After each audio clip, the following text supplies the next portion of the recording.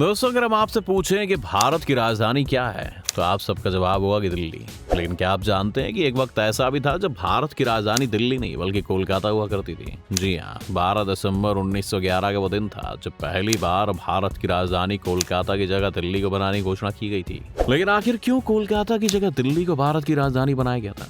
क्या थी इसके पीछे की वजह? क्यों करना पड़ा था देश की राजधानी को चेंज? कैसे बनी दिल्ली भारत की राजधानी? चलिए जानते हैं इन सब सवालों के जवाब हमारे आज की इस वीडियो में। पर वीडियो शुरू होने से पहले अगर आप इस चैनल पर नए हैं या आपने अभी तक इस चैनल को सब्सक्राइब नहीं किया है तो चैनल को सब्सक्राइब करना और बेल आइकन दबाना ना भूलें ताकि हमारे चैनल की कोई भी वीडियो आपसे मिस ना हो जाए। भले ही आज दिल्ली देश की राजधानी है लेकिन ये सालों पहले तक देश की राजधानी नहीं थी। इंडिया में ईस्ट इंडिया कंपनी के आने के तकरीबन 300 साल बाद दिल्ली देश की राजधानी बनी थी, यानी कि आज से करीब 107 साल पहले। उससे पहले भारत की राजधानी कलकत्ता ही हुआ करती थी। पर आखिर क्यों दिल्ली को भारत की राजधानी बनाया गया वो जानेंगे, लेकिन चलिए उससे पहले जानते हैं कि आखिर क्यों कलकत्ता देश की राजधानी थी। 1772 से लेकर 1911 तक कोलकाता ही ब्रिटिश राज का पॉलिटिकल और एडमिनिस्ट्रेटिव सेंटर रहा था। बात है 17वीं सदी की, जब ब्रिटिश ईस्ट इंडिया कंपनी के एक एजेंट जॉब चार्नोक ने मुगलों के साथ बात करके 1648 में उनसे 3 गांव मांगे थे। ये गांव हुगली नदी के किनारे पर बसे थे, जिनका नाम था सुतनती, गोविंदपुर और कालिकाता। साल 1700 में इन तीनों गांव के यहाँ पर एक ट्रेड सेंटर डेवलप किया गया और इसे फोर्ट विलियम नाम दिया गया और यहाँ पर अंग्रेज अपना ट्रेड वगैरह करने लगे। फोर्ट विलियम से अंग्रेज अपना व्यापार कर ही रहे थे कि वो वक्त आया जब 16 जून 1756 को बंगाल के नवाब सिराजुद्दौला 30,000 सिपाहियों, 20,000 घुड़सवार, 400 ट्रेंड हाथियों के साथ फोर्ट विलियम को घेरने कलकत्ता पहुंचे थे।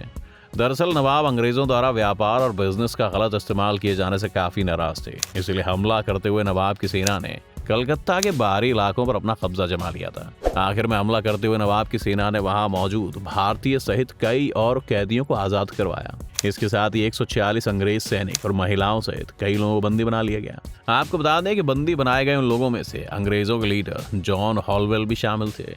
इसके बाद फोर्ट विलियम पर वापस अपना कब्जा जमाने के लिए ईस्ट इंडिया कंपनी ने रॉबर्ट क्लाइव को पूरी सेना के साथ भारत भेजा था।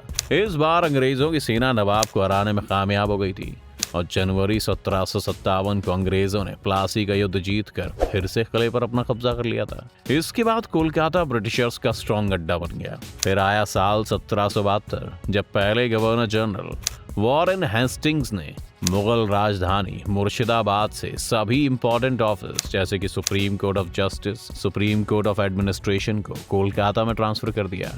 इसके बाद से ही कलकत्ता ब्रिटिश एम्पायर की राजधानी बन गया था। इसके बाद से ही कोलकाता एक बिजी और फ्लोरिशिंग टाउन बना और आगे जाकर ये पूरे इंडिया के कल्चरल एंड पॉलिटिकल मूवमेंट का भी सेंटर बन गया था। इन सब के साथ ही कोलकाता को राजधानी बनाने का एक मेन कारण ये भी था कि उस दौर में बंगाल सबसे अमीर एरिया में आता था। दरअसल गंगा डेल्टा होने की वजह से आसपास के इलाके काफ़ी ज़्यादा फर्टाइल थे।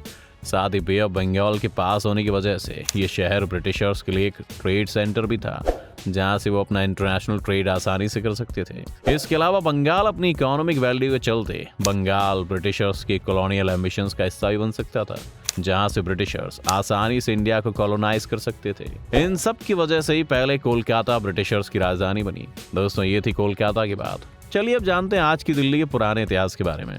दिल्ली के इतिहास की शुरुआत होती है साल 1803 से, जब ब्रिटिशर्स ने बंगाल को जीतने के बाद पूरे इंडिया में अपना कब्जा करने का सोचा। और पूरे इंडिया पर अपना कब्जा करने के लिए ब्रिटिशर्स को अलग अलग वॉर लड़ने पड़े थे। उस समय में ब्रिटिशर्स का वेस्टर्न इंडिया में भी वॉर हुआ, वो था मराठास के साथ, जिसे कि एंग्लो मराठा वॉर कहा गया। इस दौरान दूसरे एंग्लो मराठा वॉर में ब्रिटिशर्स ने मराठाओं को हरा दिया था। उस वक्त तक भले ही दिल्ली मुगलों के अंडर थी लेकिन उस पर मराठाओं का असर भी बहुत था। इसलिए जैसे ही ब्रिटिशर्स ने मराठाओं को हराया उस वक्त ब्रिटिशर्स ने पहली बार दिल्ली में एक ब्रिटिश रेजिमेंट को बिठा दिया था। ब्रिटिशर्स ने ऐसा इसलिए किया ताकि ब्रिटिशर्स मराठा और बाकी के रीजनल सरदारों पर नजर रख सकें। इस रेजिडेंस ऑफिस को एक तरह से मुगल क्राउन का प्रोटेक्टर बनाया गया था। इस रेजिडेंस ऑफिस के बाद से मुगलों की पकड़ दिल्ली पर कम होने लगी थी और इस तरह मुगलों का शासन बस नाम मात्र का ही रह गया था। असली में उनके पास कोई पावर ही नहीं बची थी। समय बीता और फाइनली 1857 में मुगल साम्राज्य पूरी तरह से खत्म हो गया। इस साम्राज्य के खत्म होने में 1857 की क्रांति भी थी और इसके बाद दिल्ली पूरी तरह से ब्रिटिशर्स के कब्जे में आ गया था। चलिए अब जानते हैं कि आखिर कैसे और क्यों ब्रिटिशर्स ने कोलकाता को शिफ्ट कर दिल्ली को अपनी राजधानी बनाया। दोस्तों, दिल्ली में बसने उजड़ने की इस प्रोसेस में 12 दिसंबर की तारीख सुनहरे अक्षरों में दर्ज है। एक रिपोर्ट के मुताबिक 12 दिसंबर 1911 की सुबह 80,000 से भी ज्यादा लोगों की मौजूदगी में ब्रिटेन के किंग जॉर्ज फिफ्थ ने कोलकाता से दिल्ली को राजधानी बनाने की घोषणा की थी। फिर बाद में British architect sir Herbert baker और सर एडविन लुटियंस ने नए शहर की योजना बनाई थी। इस योजना को पूरा करने में 2 दशक यानी कि 20 साल लग गए थे और आखिर में 13 फरवरी 1931 को आधिकारिक रूप से दिल्ली देश की राजधानी बन गई थी। दिल्ली को ही कैपिटल क्यों बनाया गया? भारत की राजधानी दिल्ली को बनाने के कई कारण थे। पहला कारण था बंगाल पार्टीशन की वजह से शुरू हुए क्राइसिस। 20वीं सदी की शुरुआत में बंगाल इंडियन नेशनल मूवमेंट का अड्डा बन चुका था। इस मूवमेंट को कमजोर करने के लिए ब्रिटिशर्स ने साल 1905 में बंगाल को 2 पार्ट में बांटने का फैसला किया था। इसके बाद इस बंटवारे के चलते बंगाल में पॉलिटिकल और रिलीजियस कई तरह के प्रोटेस्ट होने लगे थे। इसके साथ ही लोगों ने ब्रिटिश गुड्स को बॉयकॉट करना भी शुरू कर दिया था। ऐसे में अंग्रेजों की हुकूमत बंगाल में ढीली पड़ने लगी थी, इसलिए कोलकाता से दिल्ली को कैपिटल बनाने का सोचा गया था। इसके साथ ही दिल्ली को राजधानी बनाने के और भी कई कारण थे। एक तो ये कि दिल्ली कई एम्पायर्स का फाइनेंशियल और पॉलिटिकल सेंटर था जिन्होंने पहले भारत पर शासन किया था, इसीलिए दिल्ली की अपनी एक सिंबॉलिक वैल्यू थी।